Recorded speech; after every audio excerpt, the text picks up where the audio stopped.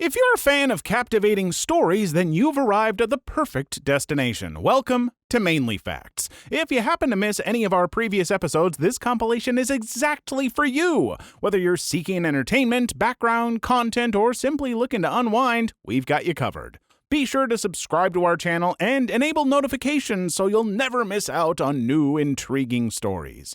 Whether you're sleepless or yearning for fresh insights, this is your go-to hub. Let's dive right into the video. What highly illegal thing took place at your school? Viewers Edition. Why is there always illegal stuff happening in schools? Well, if it's gonna happen, we might as well hear your stories that you left in the comments. So, let's get going. Story 1. I was in high school just over 20 years ago. There was a group of kids that would stand behind the high school and smoke cigarettes, and the vice principal knew this and turned a blind eye to it. He was eventually arrested for domestic violence and fired. 2, I wasn't a part of this group, I was in the cigarette group instead, but there was a lot of alcohol drinking that would occur. Also, intercourse, which I did not partake in either. We had a number of pregnant students. In fact, my graduating year, our valedictorian had a child. 3, so many damn bomb threats. Usually we got evacuated to the parking lot where we goofed off for hours. One time when arriving at school, there was a metal detector and everyone had to walk through it to enter, and they were also checking pockets and book bags. Several students threw their condoms on the ground before approaching the entrance. 4, during another bomb or something threat, the principal came into the intercom and announced that all boys were to leave their backpacks behind where they were at and immediately go to the gym. Girls were to stay where they were at, and then the teacher in each classroom proceeded to go through every single backpack while the girls watched and cooperated and had their own backpacks gone through too, of course. The only thing that was found in my class was a guy who had a Mountain Dew bottle that had nasty liquid in it. It dawned on me later that it was his spit bottle for chewing tobacco. 5, many years after I graduated, there was a guy I went to school with who became the resource officer, or whatever they're called, the police officer for the school. He held some kid in a chokehold and another kid videoed it, and it made international news. 6, a girl in my class had an internet boyfriend. This was back when the internet was still sort of a new thing. Pretty sure this happened in 11th grade. She decided one day she's gonna go meet this internet boyfriend, and he lives several states away. So she's driving there and her car breaks down, and then she hitchhikes with a trucker. Somehow she made it to her internet boyfriend's house safely. His mom answered the door and then calls the police on her, and that was the end of that. If I recall correctly, she was grounded until we graduated the next academic year. 7, not so much illegal, but kind of cruel. There was this guy in my class that wasn't too bright. Some kids decided to play a joke on him, and they recorded some mean and spooky crap on a cassette tape and then placed the thing up in the ceiling tiles in the journalism darkroom.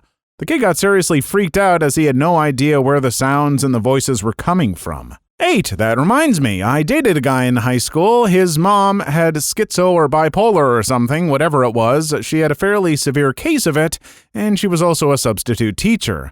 When a school official would come over the intercom system, she would get so freaked out and didn't understand where the voice was coming from. The students had to explain it to her numerous times. 9, I almost forgot about this one. In my geometry class, we had a teacher that was super ditzy, and she had left the room, and these kids started fighting. One of them pushed the other into the wall, and it left this huge hole in the wall.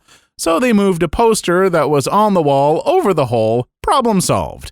The teacher had no idea for like a week, and I think she finally found out because someone told her. 10, our speech/drama teacher got into some trouble for drinking with students and former students, still underage though, down by the river. I later worked with one of these students, and his mom worked at a lawyer's office, and he thought he was all slick as he got out of jail in enough time to go to work the next day. However, the incident was printed up in the newspaper that day, and of course, his mom read it. 11. Oof, how did I almost forget this one? We had a science teacher that was also a radio DJ. I never had him, but my best friend had him, and he didn't work there long. Much less than 2 years, and that's being generous. He was highly inappropriate with female students, and he had told one of them he bought something for her and he wanted to see her wear it. She started crying and went to the principal, and in turn, about half a dozen other students then went to the principal with their stories. I didn't even think there was a formal investigation. He got flat out fired the same day, if I recall correctly. 12. Everyone cheated off me in history class, which I didn't really understand as I thought history was super easy, but it was also a huge interest of mine. 13. Not illegal, but fun. In the band, I was not in the marching band due to a medical problem, and I was in the concert band instead of the symphonic band. So it was important to show up only about half the time. A few other students had the same circumstances, so we would sit in my car and listen to Britney Spears and other pop music during that class. 14. Our Quiz Bowl advisor damaged a bus while we were on a Quiz Bowl competition trip. 15. On an art class trip, the bus broke down about 15 minutes from our destination, and we were stranded at a crappy gas station all day and proceeded to smoke cigarettes. There were college kids on this trip too, and everyone was smoking and nobody cared. Anyway, some of those aren't illegal, but rather me reminiscing/feeling nostalgic.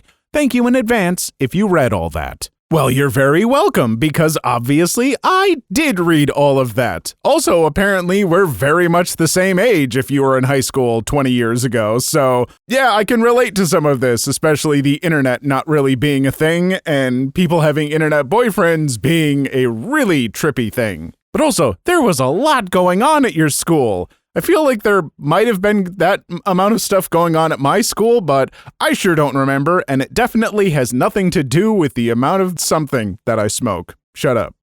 Story 2. I didn't learn about this until years later, but it turns out my school principal was embezzling funds from the school starting from what everyone I'm still in contact with and I were there worked out to be our second last for some, year of school. Another thing that was probably illegal was the year after I left, they turned a classroom, the size of a standard classroom in my country, into a game room, and a storage room about half the size of a small office was made into a classroom. The students' numbers stayed the same, and if anything like paperwork had to leave the classroom, the teacher would have to pass it to someone in front and proceed to pass it back until the person received it, or a student would take it to the destination. If anyone needed to leave the room, the people in the back row had to stand up, take everything, including their desks and chairs, and stand out in the hall or sit on the floor until the student came back. Eventually, the students refused to do any work until they got an appropriately sized classroom or a smaller class. When the parents realized their kids weren't lying, they brought it up with the school board and the games room was gone, which upset the students who used it, but they were told by students who got the new/old classroom that if every one of them can complete all their work, make it to the next class on time, and avoid all arguments, then they'll go back to the way things were before. A lot of students wanted to try it, but some backed out when they realized it had to be a whole class size. Some more backed out when they saw the actual room. Some more backed out when they figured, why do I need to go in there? Plenty of people are willing to do it. I wonder why no one took the challenge. Story 3. Content warning R. To skip this story, scroll to the timestamp on screen now. My school is marked by the police as a drug dealing spot. Police constantly check out the school and patrol it daily. It was always like that. I didn't really believe it, but there were lots of suspicious exchanges between some staff and students. One day our school got swatted and they caught a bunch of students and staff for dealing with. The suspicious exchanges still continued. Recently, there was a renovation at the school, and the builders found a bunch of nose candy, oregano, stuff from Breaking Bad, pills, acid, and snow hidden throughout the school. Even though I graduated, they still called me to interrogate. A bunch of fights caused serious injuries, paralyzed some kids, and even killed some. But the kid was deemed missing. Students say that the principal at the time bribed the cops so the school's reputation wouldn't be ruined. A guy kidnapped a teacher and AR'd her, demanding good grades. The teacher ran off with a junior. A sophomore ran over a junior for bullying him. A senior got a teacher pregnant. A girl hung herself in the bathroom. The teacher had a 3-people thing with his students. School doctor touched sophomores inappropriately. Teacher AR'd a girl. Some kid blew principal's car. 40 kids ganged up on one kid and beat him up. A kid brought a gun to school. 3 homeless men found not alive in the gym. The kid shot himself accidentally. Class set on fire. The teacher got beat by his students. Some dude shot a bunch of kids on the schoolyard. Yeah, I don't even know how my school still exists. This is the kind of stuff that really breaks my heart. Clearly, this is a school in need. It needs funding. It needs social workers and people to help take care of it. It doesn't need SWAT teams and police just hovering over it, knowing what's going on in there. I feel awful for the kids going to this school because how can you even focus on learning and making friends and connections when you're worried about the amount of stuff that's happening there? I don't know how you fix a school like that, but something really needs to be done because these are kids' lives that we're talking about. Story 4. Content warning. Child molestation. To skip this story, scroll to the times code on screen now. Not high school, but the principal of my elementary school molested boys who came to his office. Shoulder rubbing, they say on his lap, etc. I know some of the boys he did it to. They recently testified against him. I highly respect them now because it must have been really hard for them, but they did what was right. The most sickening part of this was the kids he did it to didn't understand it was wrong until an organization came to our school informing kids about grooming. Absolutely sickening. Story 5. My history teacher worked at a school in Long Island for kids that were kicked out of public school. They would either have really bad behavior or a really bad learning disabilities. Many things happened at the school, but the worst was when a kid got stabbed in the neck with a screwdriver. It didn't hit any arteries, so he survived luckily, but I doubt he went back to school for the rest of the year. He was also unintentionally punched in the face. Basically, a kid kept antagonizing another kid and his friends and kept going at him. He keeps doing this until the kid can't take it anymore and is ready to throw a punch. My history teacher sees this and immediately sprints to the fight. The punch was already thrown and he intersects it with his face. If he ends up reading this, sorry for telling the story instead of you. You were always the best teacher. What's the best you messed with the wrong person moment you've seen? Viewers edition. Time for more stories from your comments. I do so look forward to them, especially when it's stories like these. Let's get to it. Story 1. Every time my family would move every couple of years because my dad was in the military and I would end up in a new school mid-year generally. I was always the youngest in my grade, was a month away from being the oldest in the grade below, but I was always quick with learning everything. So I would always face bullies. My dad raised me to never start a fight, but always finish a fight. If he ever found it to be the reverse, I would get a serious butt-whooping. The usual group of bullies would always come up and try to mess with me, which I just don't give them a rise out of me, so they would move to try to get physical. I'd always match their violence that they came at me with, but I was used to being spanked/hit by my dad, who taught special forces survival training for the military, so kids my age hit like children. I would usually hit the smaller of the bullies to get the odds closer to being fair and then go after the biggest. I would get some bruises and stuff, but I wasn't ever the one crying in front of everyone else, but at least one or more of the bullies cried like babies.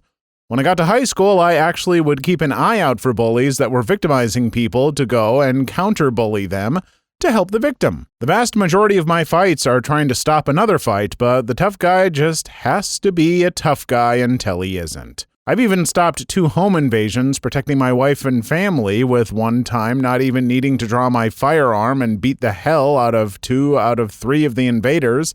In the second invasion, I saw they had weapons on my cameras, so I made sure I was within audible range to cock the hammer on my HK-45 ACP, which had them instantly turn and run out the house. I cocked the hammer back to give them the choice to flee without escalating the situation because I don't like causing pain to others, but I'll protect my family, friends, and those I care about. Those are a large portion of the you messed with the wrong person stories I've personally had, and why I always teach the younger generations that, because I've never been obviously threatening of an appearance doesn't mean I don't have an array of abilities and training that isn't obvious and not advertised in real life.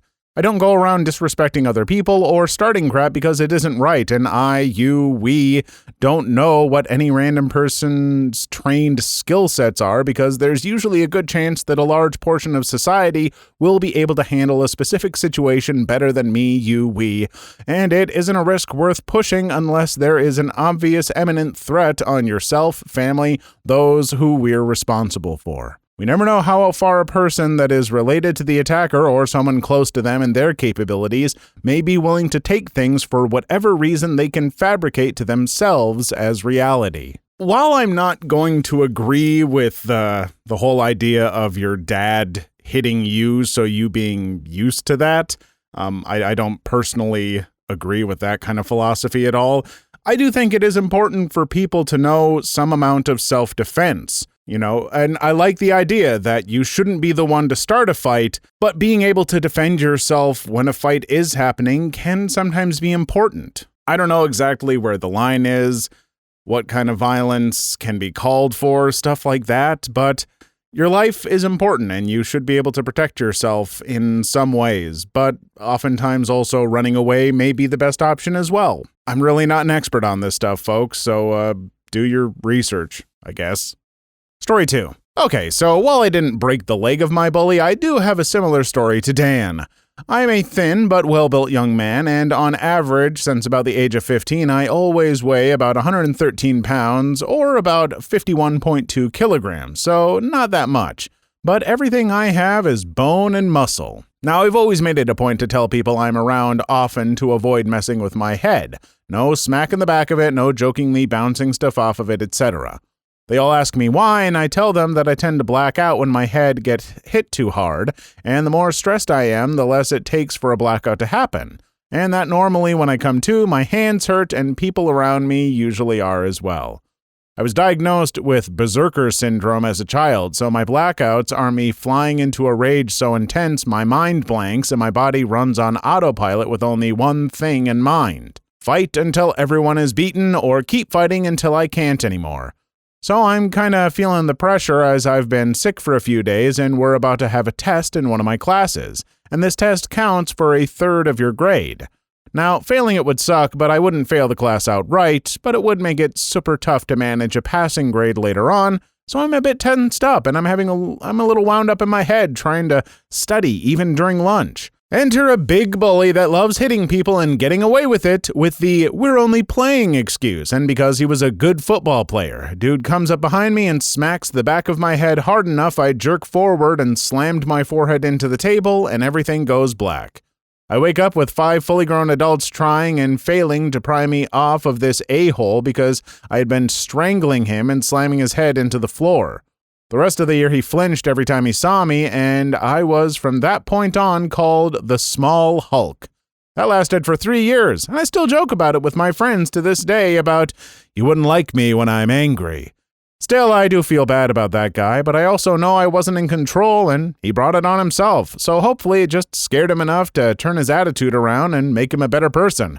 Sorry, Gabriel. I hope you have a better life after high school. So I tried to look up berserker syndrome, and one of the first results on Google was berserker llama syndrome. Apparently, llamas can be real dangerous. But as far as in people, I didn't want to take too much time looking it up, but it does seem like a real thing. And I mean, that would be scary for you as well, because obviously you don't want to hurt people, but you have that risk if someone, doesn't know that about you or whatever. So I'm sorry that you have to deal with that. That can't be fun. Story 3. When my dad was in college, his roommate was being picked on by a bigger guy at a party. The bigger guy pulled his roommate up to the wall by his throat and was about to punch him in the face. My dad pulls him to the bathroom. Mind you, my dad's about 5'6" and did wrestling, judo, and some boxing. He throws the guy on the floor, and the guy stands up and socks my dad in the face. My dad picks up his glasses, looks at them, then calmly states, "You scratched my glasses." He proceeds to hit the man so hard that he lies on the floor until the party is almost over. That was just the beginning. My dad's about to leave when the bully yells, "That's him!" He and 2 other guys ran to my dad. The other 2 men grabbed both of his arms to hold him against the wall. The bully runs up to him, fist cocked, and proceeds to be hit with a telephone pole-denting roundhouse in the ribs. The man falls over. My dad then throws the men off his left and right arms on the floor. He then grabs his things and promptly leaves before the campus police find out. Story 4. When my parents were still young, they were much more fit than they currently are. They were walking away from a grocery store with one of my uncles. Out of nowhere, a guy snatches my mother's purse while my uncle and father started chasing him across the street. When they caught up to him, they proceeded to bash his head into a pole and threw him into a metal fence. The police stopped them and arrested the dude after seeing them beating the living hell out of him. Story 5. This is a story not experienced, but definitely heard of. My grandpa from my dad's side is a Nam vet, being one of the top generals for South Vietnam, and he also worked in the Iowa State Capitol. During the time the Vietnam War was current, he was captured by the Chinese. He was sent to a Chinese war prison where you would have a very small chance of surviving. After a few weeks of being in the Chinese war prison, he was released due to him being one of the top generals. And if the South and U.S. found out, it would have been bad. So the Chinese guards released him, smiling at him and being kind to not poke the beast. It's not that interesting to tell, but it's definitely a good one. Story 6. Summer after 8th grade, I went to a camp with my youth group. About half the kids there had at least one parent in prison. It was supposed to be a break from it all for them or something like that. Met a girl there, let's call her R. At the time, I'm a 4'11" twig, and she's nearly 6 foot and muscular enough to intimidate the adults. She told me later in the week her dad was a drug lord, and I could guess why she worked out so heavily from there. Super nice girl, and despite my awkwardness, we got to be more or less friends for that week. Anyways, some of the kids there seemed to think having a parent in prison made them tough stuff, even though literally half the people there shared that situation. One picked on a friend of mine, a guy who was smaller than already small me. I walked over and tried to talk to him, was less than successful. As things seemed like they were about to escalate, R sees us, walks over, axe kicks the guy into the dirt, and walks away to get one of the campus counselors without a word said. She did have a very smug grin on her face, though. Never saw her again after camp. If I ever do, I think I will immediately ask her out. Pretty sure she's why I'm attracted to tall girls. She sounds like the kind of person where you either want to be with her or be her. And she just seems pretty cool to go in and help out when you needed some help, so that's awesome. I mean, not awesome that it had to resort to violence. I'll never say that that's a good thing, but it is nice that, she was there, did what needed to be done, and got someone to help out. Story 7. Had a coworker who was about 40 and hated by everyone in the kitchen.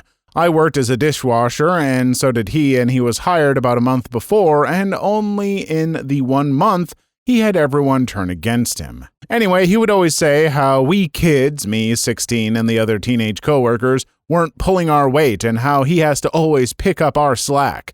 To say the least, it was the polar opposite.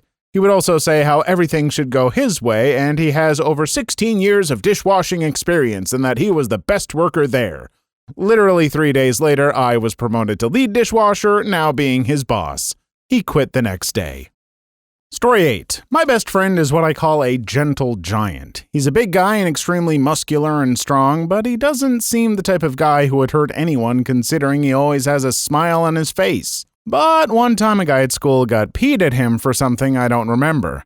He started trying to act tough to intimidate my best friend who was standing there completely unimpressed. The guy started pushing my friend and I was ready to back up my friend, but he told me not to with his hand. Then the guy made a terrible mistake.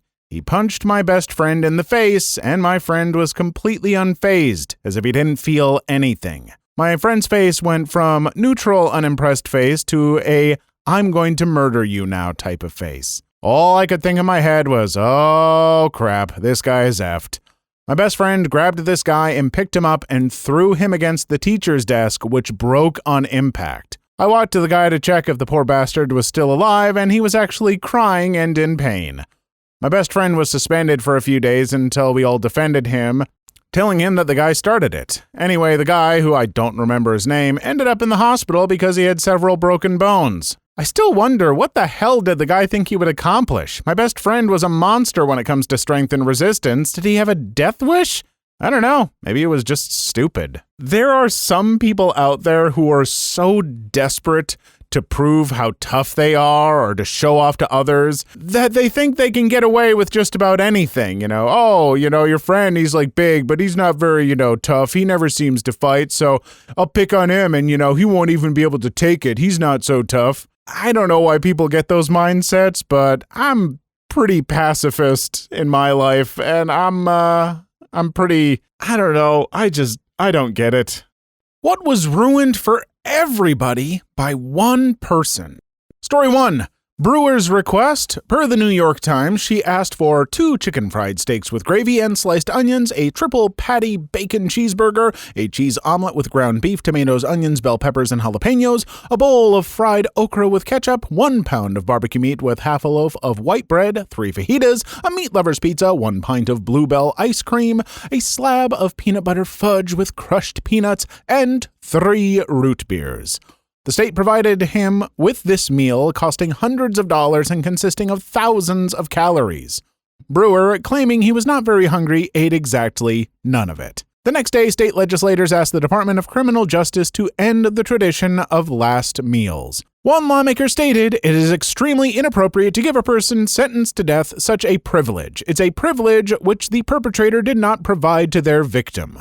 The Department of Criminal Justice chairperson agreed, and the tradition ended. Since then, per the Houston Chronicle, last meals will consist of whatever is on the menu for all prisoners, with no special adjustments for those about to be executed. Well, great. Now I don't even want to go on my giant murder spree because I'm not going to get a really awesome meal at the end of it. I wasn't even that invested in the whole killing part of it. I don't even want to kill people, but you know what I do want? To have a big, lavish $1,000 meal, and now Brewer ruined it. Story 2 was at a Marilyn Manson concert a few years ago. It was a few days after he collapsed on stage in Saskatchewan. My friend and I went to Vancouver for the concerts, and we were there about 4 or 5 hours beforehand. We wandered around the building and found out that the venue we were at didn't have a parking garage, meaning his tour bus was in plain view. So a couple hours pass, and we are standing/sitting around in a small crowd of like 10 or 15 people, hoping to get to see him up close and maybe get an autograph. I've done this before, works like 65% of the time. Lots of dudes and dudettes came and went, but my friend and a few others stayed. Finally, about 2 hours before the concert, he comes out of his tour bus with a couple bodyguards. He stops for a second, and my friend and I collectively almost peed ourselves. Not 5 seconds later, a douchebag, runty little bastard comes running up with a big, fancy paparazzi camera and asks, "How are you feeling, Manson?" in the most D-ish condescending voice I've ever heard, and tries to go after him. Cue a bunch more security come rushing out, surround Manson, and rush him into the building. 3 hours waiting just for one little prick to ruin everything. He took off pretty quickly right after. Well, that's certainly got to give you some idea about how old this thread is, because nowadays I think we, or at least most of us, know that the person who ruined things for Marilyn Manson seemed to be Marilyn Manson. Story 3. One of my father-in-law's coworkers supposedly ruined a pretty sweet perk for everyone. My father-in-law is a pilot for a large airline, and whenever they have to overnight away from their home base, the airline will put them up in a hotel. One of the hotel chains they use would give the airline crew a gift card for the hotel restaurant for each night they stayed there, valued at something like $5 or $10. After a few years of this, one of the pilots rented the restaurants of his local hotel for a wedding or some kind of family gathering. After everyone had eaten well and it was time to pay the bill, he pulled out a huge stack of those $5 gift cards and paid the whole bill in full. A few days later, everyone at the company was informed that they would no longer receive gift cards when staying at that hotel chain. Story 4. This is local. There's a company that owns several hospitals in my area. They used to feed us, the ambulance crews, for free when we were on shift. You could eat at the cafeteria or take a sandwich to go or whatever. It was decent food, and hey, you're saving money, right?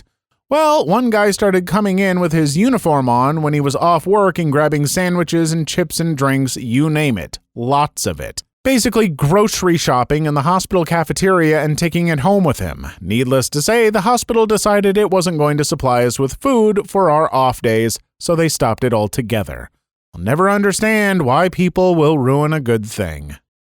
Story 5. Spoiler warning if you haven't read the Harry Potter books. The weekend the 6th Harry Potter book came out, a friend from university went to a music festival where there was, unsurprisingly, a massive viewing screen.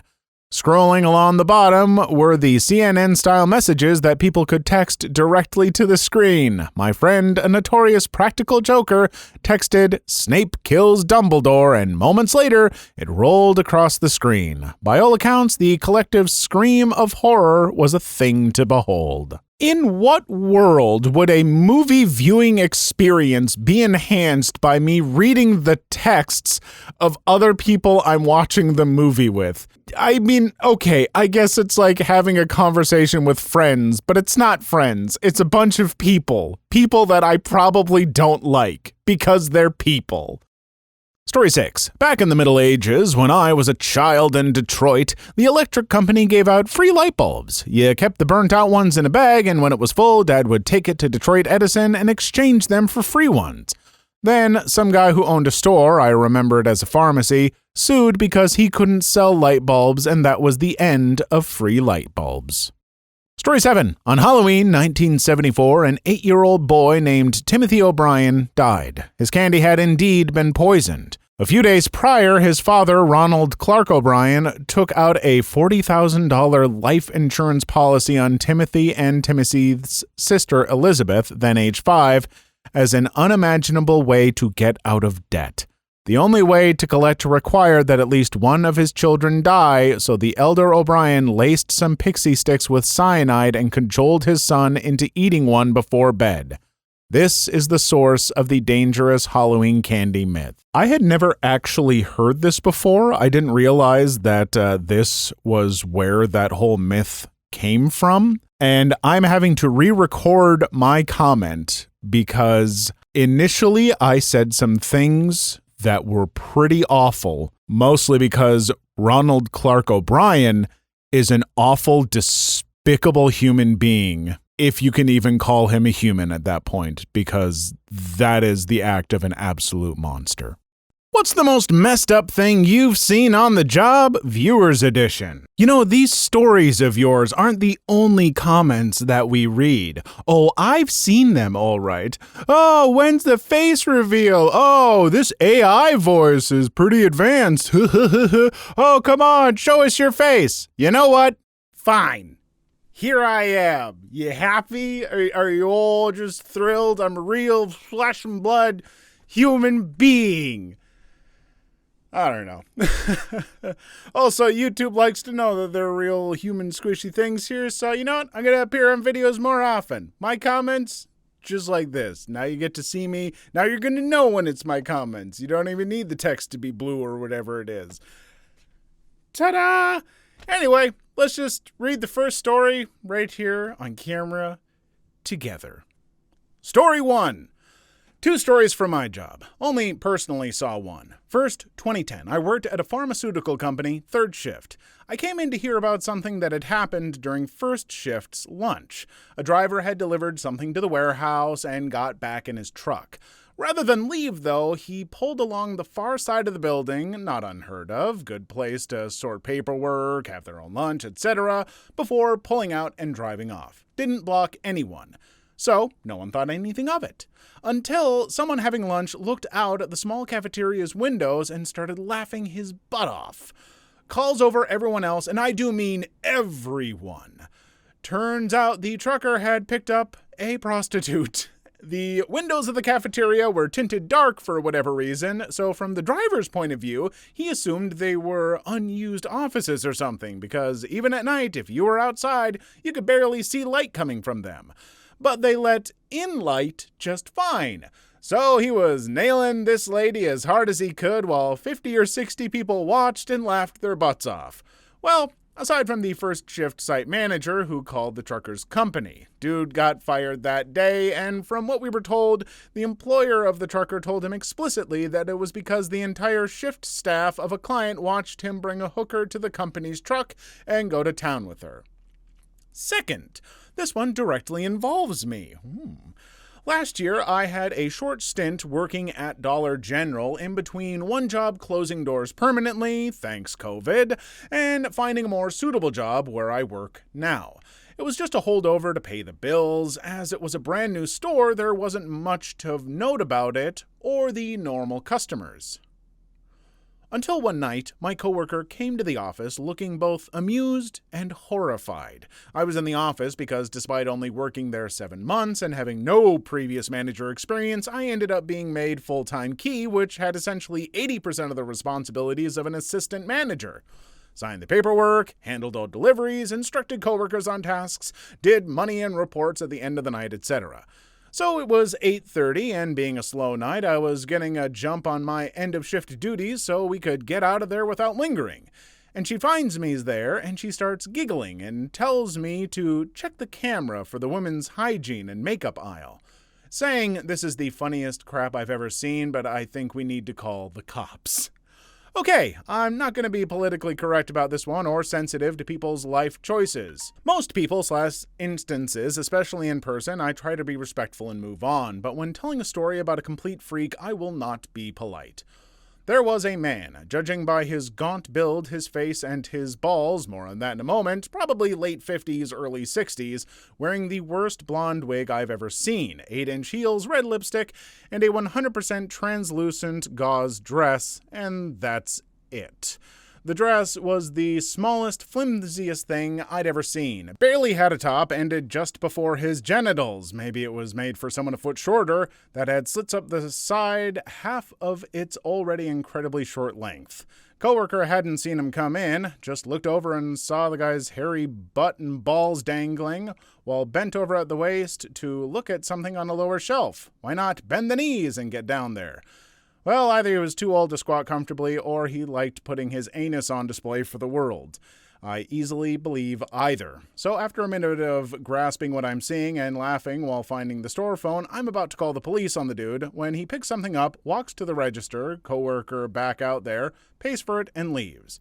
There was no one else in the store, and it was late. We decided to call the store manager, tell her about it, give her the timestamp to look it up, and move on with clothes. Store manager was in utter disbelief when she watched the cameras the next day. It was a riot. Anyhow, we kept our eyes out because that cannot happen again, but don't see the dude again, and it almost gets forgotten. Then in my last week working there at 3:30 in the afternoon in the summer, guess who comes strolling in the exact same outfit? Okay, last time it was funny. We were also a new store with almost no business. It was winter and happened at night, and no other customers were around. I also needed the job to pay my bills. Now, it's mid-afternoon in the summer when neighborhood kids regularly come up on their bikes to buy snacks. The store has people in it, and I start my new job next week, so I'm not all that concerned about being fired. I'm also the only key holder in the store, so this is my responsibility. As he walks through the double doors, I come out from behind the counter, standing in the way. No preamble and no pretense of being nice. I just tell him, you have to turn around and leave now. He starts getting agitated and flustered and demands to know why I won't let him in the store. I tell him, sir, it's broad daylight and you're effing naked. Turns around and leave now or I will call the police. Seeing my attitude, he gets more mopey and indignant. Thinking of the viral "it's ma'am" thing from GameStop as I expected, I instead got a sheepish "it's not, sir, I'm a lady." Tell him, I don't care what you call yourself, you're a freak, you're naked, and I have kids in the store, get the F out of here. And meekly, they left. And I had to laugh again as I watched them walk back to their pickup truck, which is so tall that this person who is roughly my height at 6 feet tall struggles to climb back in, especially in those stupid heels, and see them looking back at me twice as they walk away like a forlorn dog being driven from their home with their tail between their legs. Let people do what they want. Want to take your hormones and change gender? Fine. Want to wear trashy outfits to pretend you're sexy? You do you. I genuinely don't care and tend towards the shrug your shoulders and move on with my life approach. But what this person was doing to get his rocks off was not okay, and I don't regret a word I said. And if they'd showed up in a proper sundress, length appropriate, and underwear in case his bad knees meant he had to bend at the waist, I wouldn't have said a damn thing. I'd have been minimally helpful, minimally polite, cashed him out, told him to have a good day, and maybe chuckled later to coworkers about the kook from earlier. But instead, he did what he did, and so I did what I did.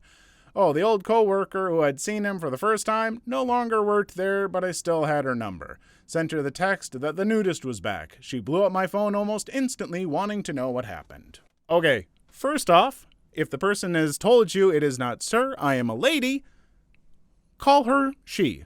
She was there doing her thing, and granted, very inappropriate. Don't be showing off genitals and stuff around children. That's not okay. What she did was not okay, but you don't have to keep calling her dude and stuff like that. Get over yourself. I just want to say, yeah, it's not okay. No matter who you are, if you're finding out about yourself, you want to feel attractive, that's all well and good.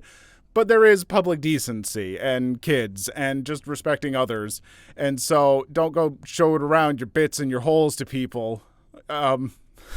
I hate that I said that way, but yeah. Story 4. When I was working in a well-known red and yellow fast food restaurant, we had one manager, a girl, who has like a mini bandage on her pinky who claimed she broke it. Could be, I'm not a doctor. The sad part is, she never tried to work. Not at the register, not in the kitchen. She would do nothing all day and just eat French fries in the kitchen directly from the fryer and howl at us to work faster. She started screaming at me 1 hour after my first shift when I was being trained, and the manager who trained me went away for a few minutes to check something. I still didn't know anything much about the job, so, well, I started working. I barely knew anything, and she would berate me constantly for not pulling my weight. Remember, I had no training apart from, that thing is here, that thing is hit there. I always wondered how she kept her job. My coworkers mentioned she had her bandages for more than 2 years now and was perfectly fine playing with her phone, and the other manager would just sigh and have a defeated look every time we talked about it. Then one day I went to restock the meat, and I saw her and the boss together in the office. You know what I mean? I knew why she was still there, and it made me mad. Story 5. I used to work part-time as a housekeeper at a small inn, and on holidays we would have to clean up rooms with many, many empty bottles of liquor that the guests would bring. Surprisingly, there weren't too many bad messes I had to clean, except one day in the area outside where housekeeping usually have lunch, there was just one giant, massive turd on one of the chairs. I was the one who had discovered it because I have a pretty sensitive nose and had noticed the smell as soon as I went near the area. Thankfully, my supervisor at the time volunteered to clean it up. There was also this other time where me and another girl, we usually worked in groups of 2 or 3, were cleaning a room. The guests were even there at the time and seemed pretty nice. There was just this one room where, for some reason, all the bedding, sheets, and even the bed skirt were all rolled up into a ball on the floor. Me and the other girl didn't know what to do, so instead we just reported it to our supervisor and another group of 3, with one of the members being a much older and more experienced worker, were sent down. Afterwards, I heard from them that all the bedding was poop, with a little accidentally falling onto the older worker's hand. So basically, shout out to all my supervisors and older workers who were the true MVPs in housekeeping, because there was no effing way I would ever volunteer to clean that crap. I have worked a couple positions at a hotel. I've been maintenance, and I have worked at the front desk. And I have absolutely heard horror stories like this about the kinds of things that people have found in rooms. The finding many empty liquor bottles. Oh, yes. So many times has that happened. And finding poop in the rooms, wrapped up in things, in corners, in trash bins. For some reason, your room has a toilet. It's there. Oh, is it ever there? And the housekeepers are never paid enough to deal with the literal crap that they deal with.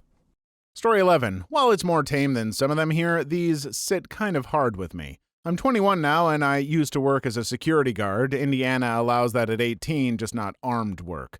I was trained in first aid and CPR. Where I used to work, I dealt with a lot of messed up things, mostly because of people not knowing any better or because of people working in America who had issues before. While working with a police department ODO, off-duty officer, I had a few incidents with drugs happen. A woman overdosed. We kept her awake. She told me about how someone had gotten her addicted to dope when she lived in Mexico, and she came to America to try and escape it. She had failed at that, lost her job, and got deported.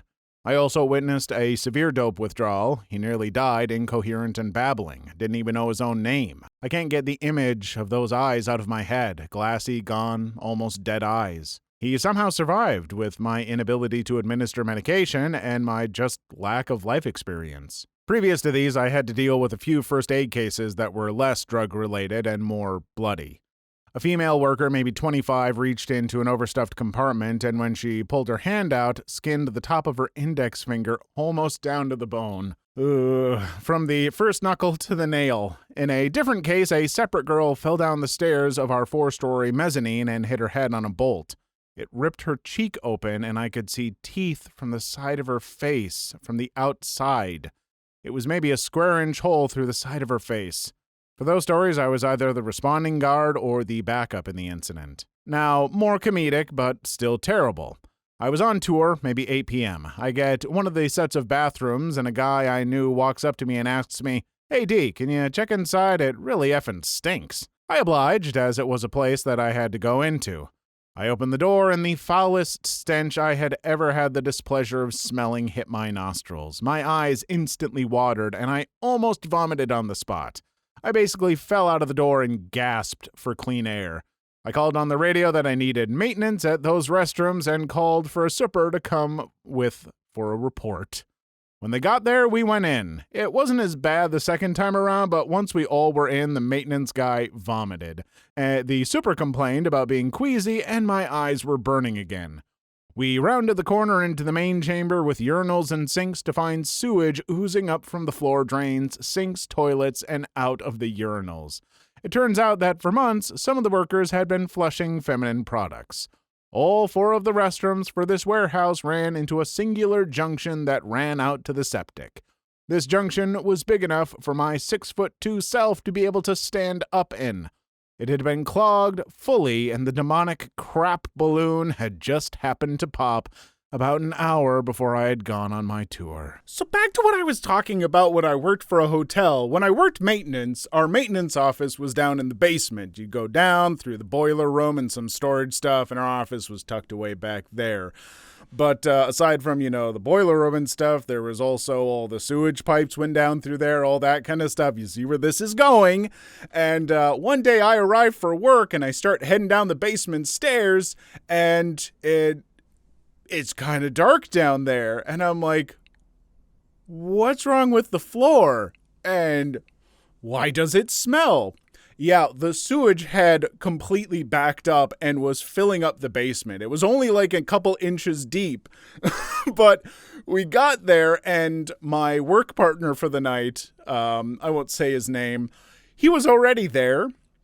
And he was like, yeah, there's a clog in some of the sewage thing in the trap. Well, the trap was like this big open thing. It was like, 5 foot by 5 foot and probably 4 feet deep. And I'm like, oh, it's like clogged in the trap. So I'm wading through this trying to help him.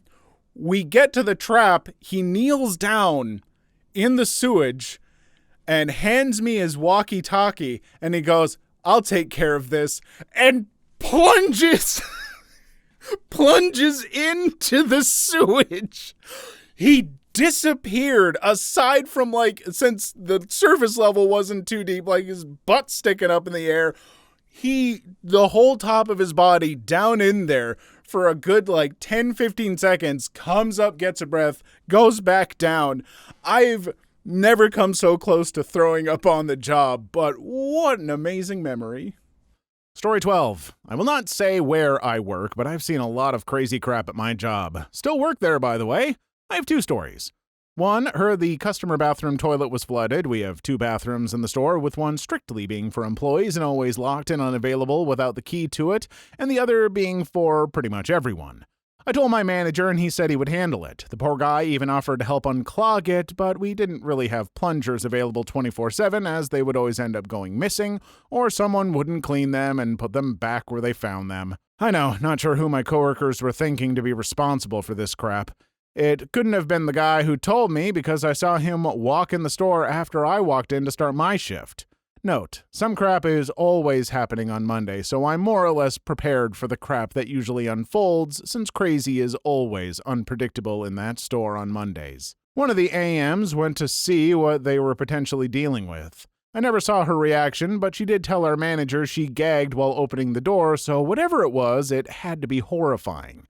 I then opened the door, and oh God, did I regret doing that. It stinks. I can't even describe the smell. It was like someone crapped in the toilet without flushing it for an entire month. It was just terrible. I swear someone would be getting a life sentence for attempted murder and possible biological warfare because of how bad it was there. To make crap worse, no pun intended, the floor was covered in fluids.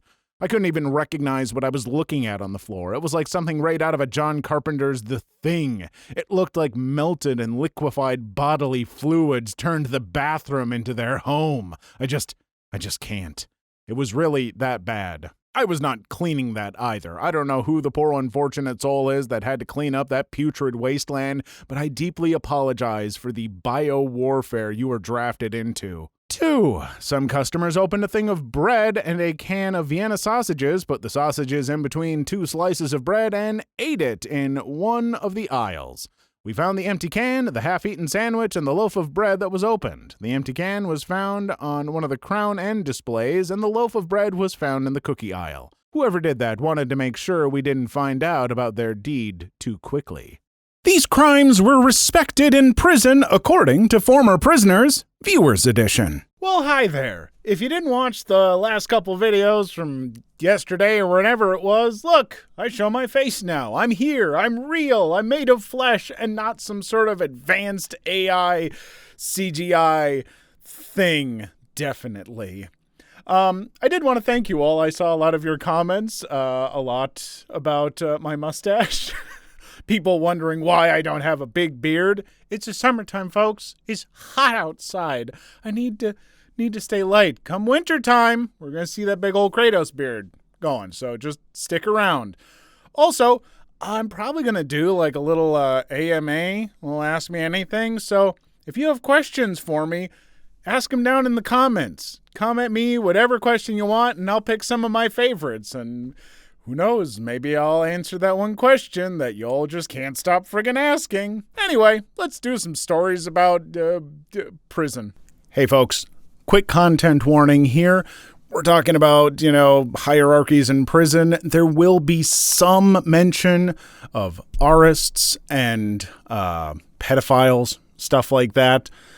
Not any awful gruesome details, but if you're really sensitive to that stuff, you might want to keep it in mind. Story 1. My father flew from East to West Germany in the early 80s. Well, he was caught and nearly got shot in the head and was hit one time. A scar proves it. In prison, there were political and murderers mixed, which sound that the political were put in a pit of death, but they were actually respected. Some even got more respect than the murderers. My dad is not the type of guy you would think is strong and ready to beat the crap out of you. He is. He grew up in a pretty harsh household. His father, my grandpa, I sadly had very little contact to, ignored him in his teen years and would beat him up for lies his siblings told him.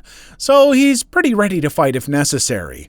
He once was in the situation where he was making coffee in his cell, and one of the followers of one of the murderers, who was a big name in the prison, knocked on the cell door and said, "If you don't open up and share something to us, I'll call the guards on you. I can smell that crap in the whole corridor." My dad wasn't having it and opened the door and slammed him against the wall, threatening to F him up big time if he even tries to call the guards. My father had no problems with them at all at this point. He told me as well, when they were transferred to the western border, they were asked if they really want to go west. If they do, they can never return to their families. Everybody agreed. When they left the bus, everybody would kiss the floor except my dad. He banged the floor. Not even 4 years after the Soviet Union collapsed and the border was opened. My father still hates it, spending 18 months in prison, and then a short time after it, the borders were no more. Effed up feeling. 10 or so years later, he was in a conversation with a lawyer, and my mom and spot on mocked the East German people and said they should rebuild the border. My mom is East German too and flew in 1989, just months before the wall was destroyed. She was successful with no prison time. The lawyer was in shock. My dad still has hate in him against the East, and in today's time, I've no need to tell you what he thinks about Russia. Honestly, the part of that story that maybe sticks with me the most is the fact that your dad was willing to beat the crap out of somebody because they demanded he share his coffee. If there's anything I can relate to more in this world, it's probably that, because if you try and take my coffee, I'm gonna, look at me. I'm not gonna do anything. I'm just gonna be like, no, please don't. Story 2. Bit of a long story here. Once, a few years ago, I met a black, slightly older gentleman who worked as a janitor at McDonald's. Very nice, very easy to talk to. I asked him why he worked there. He said he had been in prison for double murder and had served a sentence of 25 years. It scared me a little when I heard that, but I didn't want to be rude, so I asked why he committed murder. It turns out that he had murdered 2 men who R-ed his 15-year-old daughter when she was on her way home from school. The reason he got 25 years and not life was because the 2 men had filmed the R, and that was enough evidence. My heart broke when I heard that, and it's one of my worst nightmares that my future daughter would be R'd. So I have a huge respect for this man. I called him a true hero, a wonderful father, and wished him all the luck in the world. He thanked me, but he was already happy because he didn't get any jobs after prison until he asked McDonald's restaurant for a job. Apparently, the restaurant manager was an R victim in her teens and sympathized with him and gave him a job as a janitor at the restaurant. I asked how life was in prison, and apparently he was highly respected by most of the inmates, and for a time, he was a gang leader who made sure that pedophiles and other Rists had a hell of a time in prison. I asked what his name was, but I only remember his first name, Jonathan, but not his last name. Ever since then, I've had the idea of naming my future son Jonathan. I hope he has a good life to this day. Yeah, honestly, I'm not a violent person. Fans of the channel know that I tend to say, don't seek out violence, but there are situations where I really can't blame people. And in this situation, I absolutely can't blame that guy. I think if I was in his situation, I don't have kids, so I don't necessarily know, but no, I feel like I would. If I found out that someone close to me had that happen, I would want to get revenge. I know violence maybe wouldn't help things for them. It wouldn't make the world that much of a better place. I don't know. I don't know what I'd be thinking aside from just pure rage. So, yeah, I guess I can get it. Story 3. One of my uncles went to prison because he accidentally killed a friend's dad that was abusing his friend, in defense of his friend and himself. Obviously, he went to jail, but when he was released, we were all shocked to find that he was treated like a king in his sentence by both the guards and his fellow inmates. He would often have exclusive and fancy meals in the cafeteria, have a television and some of his possessions in his cell, as well as a friggin' WII, and when anyone went to visit him, guards would let him pick up a call no matter the moment. He was sentenced for about 2 years in jail, but for his good behavior, he got out in less than a year, about 8 months. But he said that from his time, he also saw a lot of things because it's prison, and he said that Rists and child/women murderers were profoundly despised. Story 4. My neighbor was in prison some 30 years ago as a young man. He was very introverted and very socially awkward, which made him get bullied most of his life. The incident that made him go to prison happened at work. He was working in a factory and his boss was harassing him daily, calling him an R, slapping him on the back of the head, ordering him to do heavy and dangerous work alone that required several workers. At one point, he just snapped and beat the living crap out of his boss, broke both of his knees with a big wrench, then went on to where they kept the money, took everything he could find, then he took the boss's car, a new Porsche, and went joyriding all over town. He went to the forest, crashed the car, and burned all the money. I think it was about 500,000 German marks at the time. The money he took was salary money, but he didn't care because no one ever stood up to him or helped him in any way. That's where the police found him. He was sentenced to 5 years, and he said that he was treated like a king by other inmates. Can you blame the guy? Yeah, you can, because he went to jail. Sure, you can blame the guy. But I think we've all had those kind of fantasies of, getting back at a really crappy boss. And so, I can sort of see it. I wouldn't encourage it. Folks, don't go get wild and violent on your boss to teach them a lesson just to end up and lose years of your life in jail. But,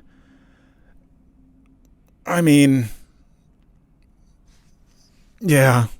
Story 5. My father's friend was accused of CP or even intercourse against children in the U.S. He told inmates he was wrongfully accused in a calm manner. Inmates confirmed that he is to be yet proven to be an offender, but in his case was not prioritized and spent years, then just got out a year ago after failing to find any solid evidence against him.